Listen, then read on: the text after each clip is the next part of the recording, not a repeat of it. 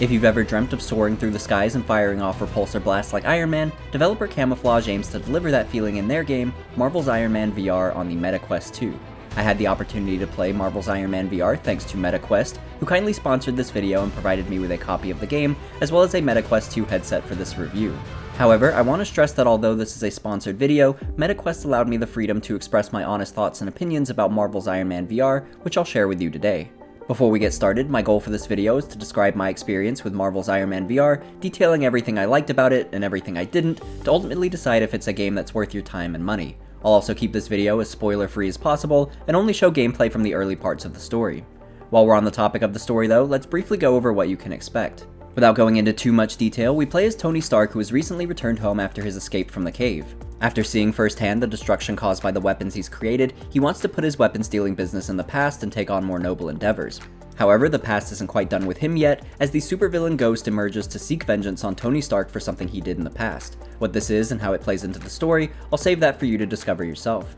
I found the story to be very enjoyable though, with themes of personal growth and your past coming back to haunt you. I thought it was well written and was a good character-driven story centered around Tony Stark. The narrative also led into some interesting locations, and you'll meet some noteworthy characters along the way. For example, standing alongside Nick Fury in the helicarrier felt like nerd heaven, even knowing that he was likely about to reprimand me for something. Marvel's Iron Man VR is also a good blend of the comics and movies, so whether you're someone who dives deep into every issue of Iron Man, or if you're only familiar with the movies, you'll feel right at home in this game. In fact, if you're someone who's familiar with Iron Man comics, I think you'll get a kick out of all the Easter eggs and references in the game regarding both Iron Man himself and the wider Marvel universe. As far as the length of the story, I'd say it would take you about 5 to 7 hours to complete on normal difficulty, depending on how quickly you choose to move through it. I played it at a pretty casual pace, doing a good amount of exploring, and I completed the game in around 6 hours, which to me is a pretty solid length for a VR game.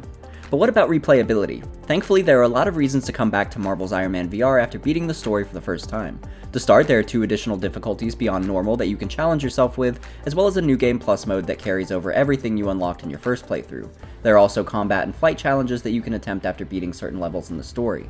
The flight challenges really put your thrusters to the test, and these challenges gave me a good sense of speed, which I found to be exhilarating. The combat challenges were easily my favorite though, and were an area that really made me feel like Iron Man. In these, you'll be swarmed with waves of enemies, forcing you to swiftly navigate the battlefield, dodging attacks while also unleashing your armor's full offensive capabilities. The combat sections in both the story and these challenges are incredibly exciting, which is thanks to the game's 2 strongest aspects, the gameplay and immersion. As much as I've enjoyed and praised the story and replayability modes in Marvel's Iron Man VR, really what's most important is how the game feels, and thankfully, the game feels incredible. The flying in particular feels natural, and the way you trigger flight with the controls feels very thematic to Iron Man. To demonstrate when you're on the ground and want to take to the skies, you'll put your arms to your side with your palms facing the ground and hit the trigger on the controller to propel yourself up. This is one of the first things you'll do when you first enter the game, and it's such an exciting feeling when you first lift off the ground. From here, you'll use the thrusters in your palms to push yourself in the direction you want to go, the same way Iron Man steers himself in comics and media. Iron Man's weapons are equally immersive as well. For example, to fire a repulsor blast, you'll point your palm forward and hit a button on the controller. To utilize your wrist-mounted weaponry, you'll tilt your hand down, activating the second weapon you have slotted into your gauntlet. Switching between the 2 feels seamless, and it's incredibly satisfying to alternate between them in the heat of battle. The various locations go a long way towards giving you that feeling of immersion as well. Since you're flying around as Iron Man, you want to feel the freedom of soaring high into the sky with lots of room to roam. Most of the levels you'll experience in the game provide that, with high flight ceilings that allow you to get a great sense of verticality. Still, there were a couple environments that I played through that had lower than ideal flight ceilings, causing me to frequently bump into them, slowing down the momentum and breaking the immersion. Ultimately though, only a couple levels felt this way, while the majority of the environments in the game felt a lot taller and gave me that sense of verticality that I was craving. Those ended up being my favorite environments to fly around in, and they led to some exciting moments. In real life, when you're somewhere high up, the advice is to never look down, but in Marvel's Iron Man VR, I recommend often looking down because it'll give you such a great feeling of depth, like you're soaring above the world. Similar to verticality, the levels are also very open, giving you the freedom to speed across the map without bumping into invisible walls. Being able to fly around so freely added a lot to the immersion, and I'm glad that Camouflage put a focus on providing such open environments to explore. However, it seems to have come at a minor cost, since many of the levels feel empty and lack much detail. I suspect that this was a technological limitation and not a design choice, but it was noticeable nonetheless. Regardless, it's a minor complaint, since in the case of Marvel's Iron Man VR, I much prefer to have larger open spaces to fly around in than a smaller, highly detailed one. I should also discuss whether I experienced any nausea during this game, and honestly I didn't, and felt that the gameplay was pretty smooth overall. There were a couple stutters during gameplay, but they were pretty infrequent and didn't cause any negative effects for me. I was also pleased to see that there are multiple settings that allow you to customize your gameplay experience to your comfort level. For example, when walking, you can choose to either walk freely, which is more immersive but higher risk for motion sickness, or you can do a teleport style movement where you'll teleport to a selected area, which is what I recommend if you're newer to VR gaming. You can also configure how you'll experience turning. You can of course manually turn your body, which is what I was primarily doing, or you can use the thumbstick on the right hand's touch controller to perform snap turns. You can also customize the degree and speed of the turns, which I think is helpful as well. So overall, I was really pleased with these features, and I think they'll be helpful for players who are newer to VR gaming and or players who struggle more with motion sickness. Going back to the game itself though, another aspect that I really enjoyed is essentially your home base, Tony's Basement Workshop. In between levels, you return here to regroup and get ready for the next mission. You can also mess around and blow off some steam too though, if you head upstairs. For example, you can play a basketball arcade game, or you can work out in Tony's home gym. Okay, I'm not Thor. I thought this was a fun little inclusion, and is another area that adds to that sense of immersion. Outside of that though, you can also analyze enemies you've encountered using Tony Stark's hologram technology, use the globe to plan out your next mission, or even better, customize your Iron Man suit. I was actually pretty surprised by the amount of customization options you have for your Iron Man suit too. We talked a little bit about your offensive capabilities, and there are quite a few options to choose from just within your wrist gauntlets alone. I'll let you explore these in more depth on your own, but just to get a taste of what's here ahead of time, here are a couple examples. Early on, you'll unlock Smart Missiles, a weapon type you'll recognize from the first Iron Man movie, where you can target up to 3 enemies and fire tracking missiles at them. One of my personal favorites is the Anti-Armor Missile, which requires you to free aim it, but packs more of a punch on a successful hit. Each of your wrist gauntlets can equip one of these weapons, so you can mix and match, or you can choose the same weapon type for both gauntlets for double the firepower. The customization doesn't just end with the secondary weapons either.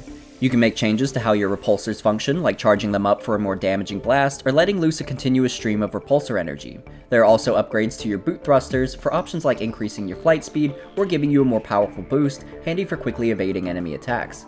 Beyond that, there are additional upgrades for things like reducing the cooldown on your weapons to increase your damage output, or giving your suit the ability to regenerate health quicker. There's plenty more to explore and equip, but just with that sampling you can tell there are a lot of options for how you can build your Iron Man armor. You can even have 2 suit loadouts to customize and equip, giving you more freedom to tailor your suit to the challenges you might encounter. For example, maybe you want a suit that's heavy in damage, potentially sacrificing speed for damage output. You could also go the opposite way and choose to build a more agile suit, allowing you to be quicker and more evasive. Or maybe you need more survivability for challenges where you know you'll be under a lot of fire. Or maybe you just want to mix and match the best hybrid suit you can possibly create. My point is, there is a ton of flexibility with how you build your Iron Man suit, and I loved feeling like Tony Stark attempting to prepare for challenges that may lie ahead. Having that second loadout was a bigger deal than I expected too. I loved having 2 different suits tailored for 2 different types of encounters, and in a small way, I felt like Tony Stark with his Hall of Armors, having different suits for specific purposes. For fun, I even made a pseudo War Machine suit, utilizing some wrist-mounted turrets to mirror his firepower, while wearing the Iron Man Origin Armor, which is an all-silver suit. Speaking of which, that brings me to another aspect of customization, the armor itself. Through gameplay, you'll unlock different recolors for your armor, and there's plenty of variety. To unlock them, some armors require you to complete different in-game challenges, which I think is a good way to get you experimenting with your combat. This differs from how you unlock new suit upgrades though, which you'll do through resources. Resources are essentially points that you gain after completing a mission or challenge, up to a maximum of 5 per mission. I like this system a lot because it incentivized me to play and replay challenges to improve my score in hopes of claiming enough resources to afford new upgrades. The customization options provided a fun upgrade loop and further enhanced the replayability for me, while also keeping the gameplay fresh as I tinkered with new upgrades to build my optimal Iron Man suit. So overall, there's a lot to do in Marvel's Iron Man VR, and I found it to be an immensely enjoyable experience, primarily due to how immersive the flying and combat is. Everything feels natural and thematic to Iron Man, and it's exactly what I wanted from an Iron Man experience. Although I had some criticisms for the level designs, such as some featuring low flight ceilings and the lack of detail within them, it really didn't hinder my experience much. Some maps in particular are incredibly freeing, with high flight ceilings and plenty of open space to fly around, and those were easily my favorite locations to play in. The gameplay and immersion is so strong that I know I'll continually return to this game over the next few months and probably even years, just to get that feeling of being Iron Man again. It really is exhilarating and addicting, and it's one of those games that I couldn't wait to jump back into after work or returning home. I already know that I'll replay this again in New Game Plus mode and challenge myself in higher difficulties. It's also a game that I feel confident in saying that I think you'll enjoy. In my opinion, I'd give it a 9 out of 10, which for me means that it's a game that stands above the vast majority of other games in the VR space and is a highly enjoyable experience. Is this a game that you should buy? I definitely think so. To me, this is a must-have game on the Meta Quest 2, especially if you're a fan of Marvel or just the Iron Man character in general. I know that this is also a sponsored video and that I may come off biased for that reason, but I really want to emphasize that these are my genuine thoughts on the game, and that I'd be expressing these same opinions whether it was sponsored or not. I really love my time in Iron Man VR, and I'm anxious to return to it again. There's so many additional things that I want to discuss about it too, but I've done my best to keep some surprises for you if you choose to play the game for yourself. Which I hope you do, because I think it's a fun experience that you really need to feel for yourself to fully understand. I've played games featuring Iron Man, but this is the first time that I've truly felt like Iron Man, and it's so much fun. I've enjoyed it so much that I fully intend on revisiting Marvel's Iron Man VR in a future retrospective video on the channel, because there's so many things I want to discuss about it with you all, but that will be further down the line. For now though, I think that sums up my thoughts on Marvel's Iron Man VR for the Meta Quest 2, and I hope you found the information helpful. If you'd like to check out Marvel's Iron Man VR more for yourself, I'll have links to it in the description below as well. But I think that wraps up today's video, so thank you everyone for watching, and I'll see you in the next one.